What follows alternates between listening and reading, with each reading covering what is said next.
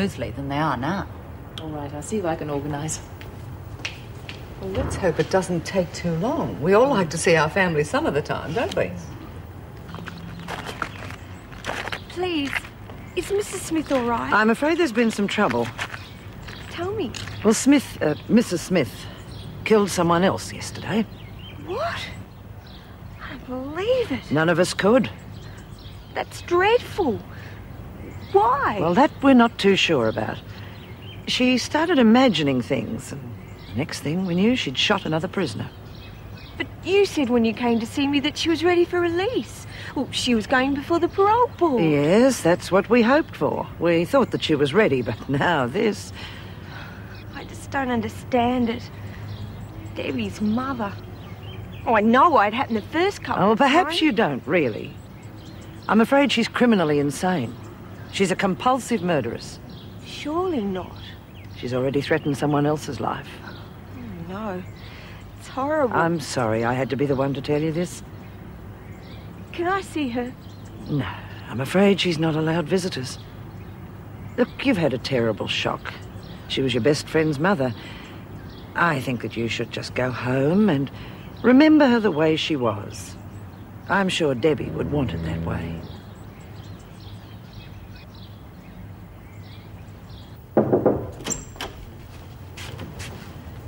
Could you sign these release forms for me, please?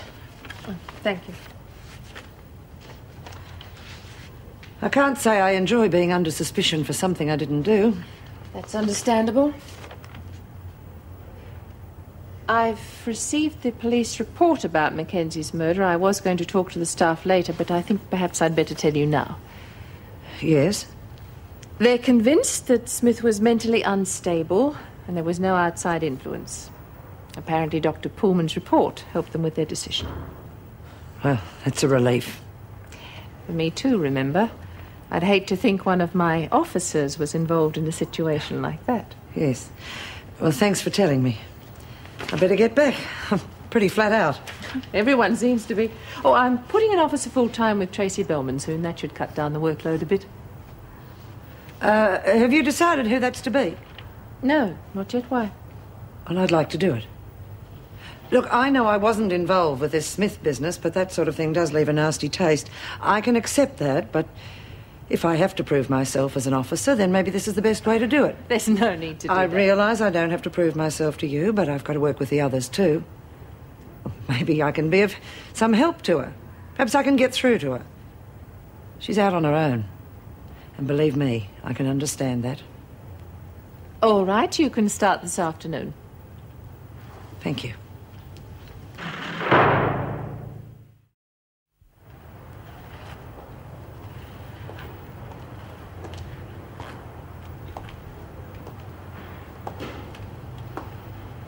Do you get your kicks from creeping up on people, do you? I wasn't creeping, as you put it, Bellman. You're just a little nervous, that's all. Well, it's hardly surprising in here, is it? Oh, I know how difficult it must be for you. Not being able to do things for yourself. I wish people would stop saying that. Oh, come on. There's no point in being stupid about it. You're paralysed. You need help to get into the shower and in and out of bed. Now, there's nothing wrong with that. It's just that sometimes we can't spare the officers, and Sister Kelly isn't always available. It's fine by me.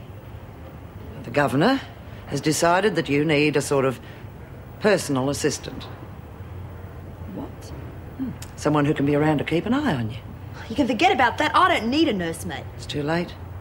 I've already been appointed. You? That's right. I hope I can make things a little easier for you. But why you? Why did you get the job? I volunteered. Look, I don't... I'm sorry, it's all been arranged. I'm afraid we're stuck with each other, Bellman. But I'm sure we'll get on very well together. I intend to see that we do. Mike thinks you could be a little quicker with the customers, Maxine. They expect good service, you know. And if you just run a comb through your hair occasionally, you know, look a bit more feminine. You could look quite pretty if you tried. Used to be a very pretty child. Hi. Oh, hello, dear. I didn't expect to see you today. I'm on my way to town. Just popped in to see if you wanted anything. Oh, that's nice of you, dear, but No, I don't think so. Oh, I do. I'll come with you. Oh, I don't think you'd be really interested. Just going to pay a few bills, that sort of thing. I like nothing better than watching other people paying bills. Besides, I need a few things myself. Well, you know you can't go, Maxine. You're supposed to be working. Oh, bugger the work. Maxine, I can get whatever it is you want. Yeah, well, how'd that get me some freedom, eh? I've only been out a couple of days and been working bloody hard. Well, all right, I suppose it wouldn't hurt. Ah, beauty. Hang on a minute, Paul. I'll just be a minute.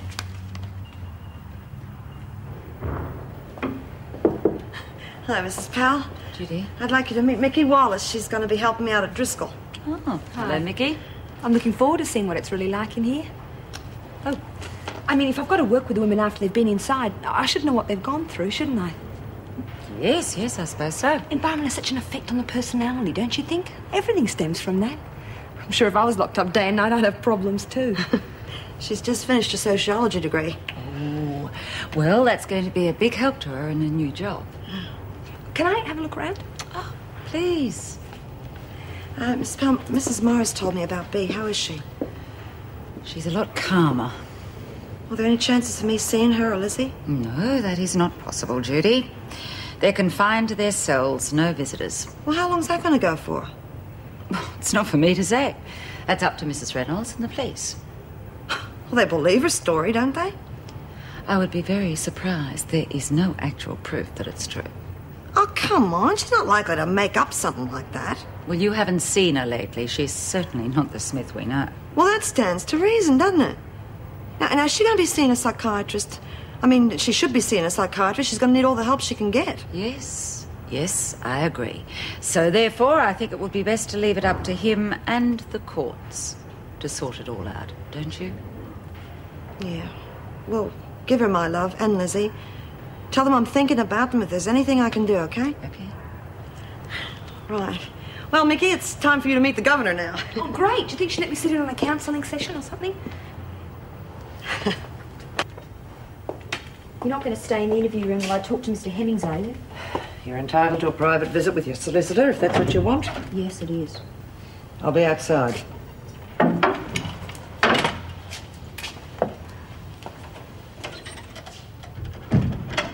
thank God she's gone. Would you believe they've actually assigned that woman to be with me all the time in case I fall off my chair or something? Is that such a bad idea? It's horrible. She's horrible. I'm scared of her, Peter.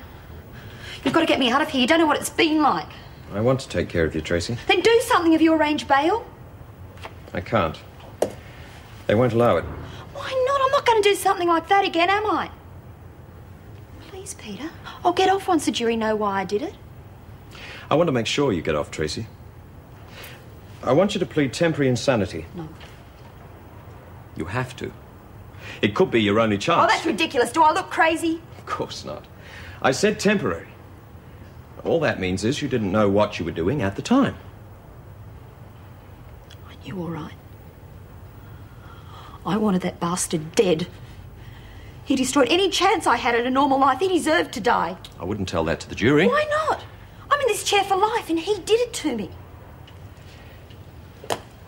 You know the doctors think it was the shock of the accident that caused your paralysis. Tracy, there's nothing physically wrong with you. That's not true. I was a nurse. I've seen psychosomatic illness. It's nothing like this. Nothing. Tracy, you don't understand. If the accident was such a shock that it stopped your legs functioning, that could help you. What do you mean? Well, we could say that the whole thing left you so emotionally unstable that you didn't know what you were doing when you poisoned your husband.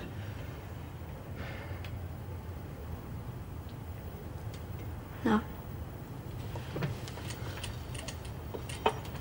Peter, it's bad enough not being able to walk.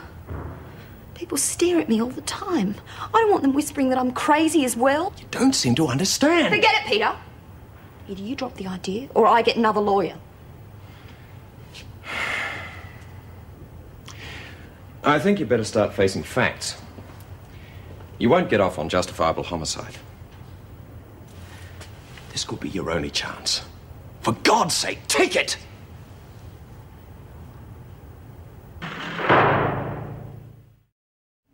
Yes, they seem fine.